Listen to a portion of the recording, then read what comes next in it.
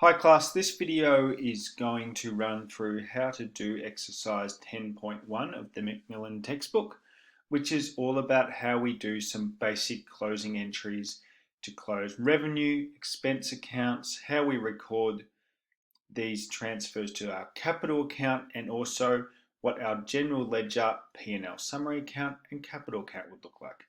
If you're working together, you'll find this question in your textbook on page 211 and your workbook on page 183. Before we go through how to do this, let's just have a quick look at the question. We are Paran Pottery Products and we have been given 4 basic general ledgers. So it's a relatively short question with not too many revenue and expense accounts, and we're going to be asked to do a number of things. We're asked to prepare a general journal entry for the cash sales revenue account. To close it, we're asked to prepare the general journal entry to close the 2 expense accounts. And then we're going to prepare a general journal entry to transfer the net profit. We're going to do all of this on the one template at the top right of general journal. Before we do this, let's be on the same page because we always need to be thinking about our debits and credits. So how do we remember our debits and credits? We use Paler, and then we remember that increases are above the line, decreases are below the line. We know that an asset increasing is a debit, and then we can fill in the blanks. So for example, an asset going down is a credit, liability going down is a debit, and so on and so forth. We are going to use this, and I'll explain our debits and credits as we go, but if you get stuck, you can look at Paler and maybe pause the video as we go. Let's have a look at our general ledgers. Cash sales is our revenue account. Cost of sales is an expense. Vehicle expense is an expense. And capital is our owner's equity account. Part A asks us to prepare the journal entry to close the cash sales revenue account. Remember, the process of closing is we're trying to work out our profit for the entire month or period, profit being revenue minus expenses. Let's just make sure that we're all on the same page.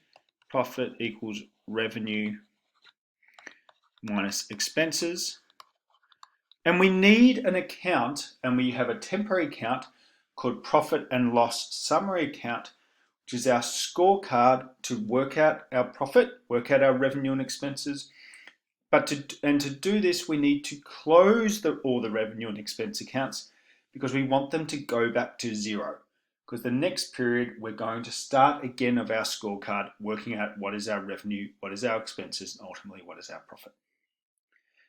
How do we make an account 0? Essentially, we look at it and make the balance the same on both sides. So for our cash sales account, we have a credit, because remember, credits are on our right, debits are on our left, credit of $30,000. How do we remove or make this account 0 or balanced? We are going to do a debit to fix this up. Let's do so. And we're going to do this for the 31st of January because this is when we're doing it. And our account is going to be cash sales. And we are going to do a debit of $30,000. Our credit also must be $30,000 because our debits must always equal our credits. And our credit is our scorecard called P&L summary, where ultimately all of our information goes. If we look at our ledger account now, and I'm only going to do it for this one, it's going to look like $30,000 on the left, which now balances it. And our cash sale account would then have a cross-reference of P&L summary, and that would be balanced. I'm not going to do that for everyone because it's going to look too messy, but that is how we close these accounts. We need to have a narration because there is no mention that we don't. The narration for all closing entries is just closing entry. And it might be one of the few ones where you're not given a source document. We've done A. Number B is asking us to prepare the general journal entry to close the two expense accounts. The two being costs of sales and vehicle expenses. How do we close these ones which have a debit balance? We're going to need to do a credit. We're going to follow the conventions of doing our debits first, so I'll leave a gap at the top.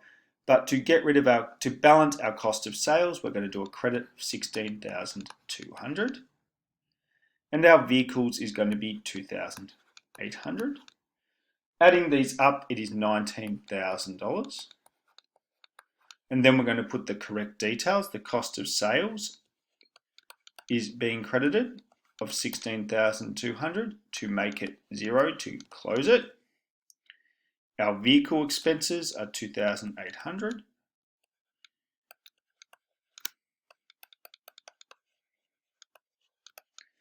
And our scorecard is our P&L summary where all of this is being transferred to. Again, we have a closing entry narration. And we have now done the hard part of closing both revenue and expense accounts. What do you know that's slightly different on the expense side? Because there's two, we don't have to go P&L summary for each of them. We just add them up because it is a more efficient way. So 19,000 as a debit, the two credits also equal $19,000. We've ticked off B. Number C is a slightly different question. We're asked to prepare the journal entry to transfer net profit or loss to the owner's capital account. If you look at this, we know how much profit we've made. What was our revenue? We only had one revenue and it was $30,000. And our expenses, if we add them up, were $19,000. So we know that our profit must be $11,000 for the month. We need to transfer this to our owner's equity capital account because capital is how much our business is worth. Our business's worth has increased by $11,000 because of the month because we've made profit. Profit increases the worth of a business. So what do? We need to close also the profit and loss summary account. And how do we do that? Same way we've been doing it to our revenue and expense accounts, we're going to need to make our debits equal our credits. Why do we close our profit and loss summary account? Because it is a temporary account. I consider it the scorecard for the month. We're going to need to do this same process next month and we want to start at 0. If we look at our record in our profit and loss summary, we've done a credit of $30,000, and I'll highlight that one here just to make it really clear, and a debit of 19. That means to make both sides the same, we're going to need to do a debit of the difference, which is $11,000. So let's do it. Again, P&L summary, it is one of the few that you're allowed to abbreviate, so P&L summary is fine. $11,000, and in this case we are going to record in our general ledger capital. Why capital? Because that's the account that increases our business worth. If we look at our payer very briefly, we see that an increase in our owner's equity, the P, is a credit. What is our narration here? Slightly different. It's not a closing entry. It is a transfer of net profit. We have ticked off C. So we have now done the hard part of closing all our revenue expense accounts, A and B, and we have prepared the journal entry to transfer our net profit. The last bit is we're going to use all this information and prepare what our profit and loss summary account and capital account would look like for the month of January. Let's do the profit and loss summary one first. We have a credit here for $30,000. So we're going to do our $30,000. And that occurred on the 31st of January. Now the difference here is normally we instruct you to say that the other side of the transaction is our cross-reference, and that would be normally the debit of cash sales here. The cross-reference is different here, and it's a rule that is very rarely broken, but we break it here. Our cross-reference is revenue. Because remembering there might be lots of other different types of revenues to write about, and you'll see it in our expenses in a second. There's not enough room to write everyone, and it's just going to look like a mess. Writing revenue is fine. We know what this account is for. We're able to work it out. We then have a debit of $19,000 on the 31st of January. And these are for our expenses, not cost of sales and vehicles expenses at our cross-reference, just expenses is fine. We also have a debit of $11,000, also on the 31st of January, I won't mark it again, and the cross-reference here is this is one where we include the other side of the transaction, in this case capital. If we add up both sides, we can now see that we've, and this is a good test to see that we've done it correctly, we have got $30,000 on both sides. Our profit and loss summary account, which is a temporary account, is now balanced, which means we can now start again at zero next month. And if we think about it, quick summary of it, $30,000 of revenues, $19,000 of expenses equals $11,000 of profit, which increases capital. So our scorecard function of our profit and loss summary account has done the job, and it all balanced. Capital, the final bit, is what is our business is worth.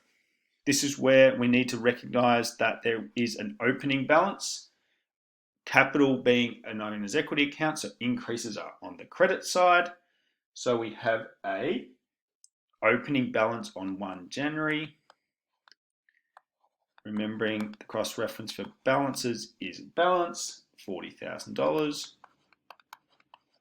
We recorded a $11,000 credit due to P&L summary.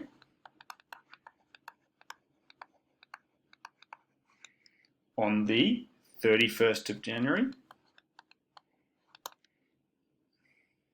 And these are the two records that we've needed to do. We know that this is an owner's equity account that gets balanced at the end of the month, so we'll do the final balance process, $51,000 on both sides. So because we add up both sides and put the largest on both.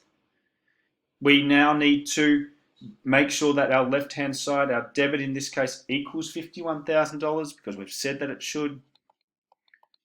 $51,000, 31 Jan,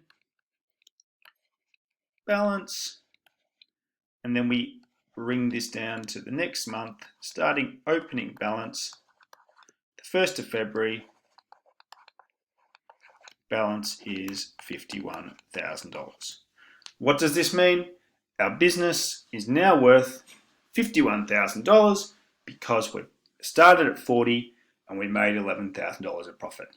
We have done a basic process of closing our revenue and expense accounts into our temporary profit and loss summary account, worked out profit, updated our capital account, and made sure that all our accounts are ready to begin the process of determining profit for the next month. Well done for following on and completing a relatively complicated process of determining profit.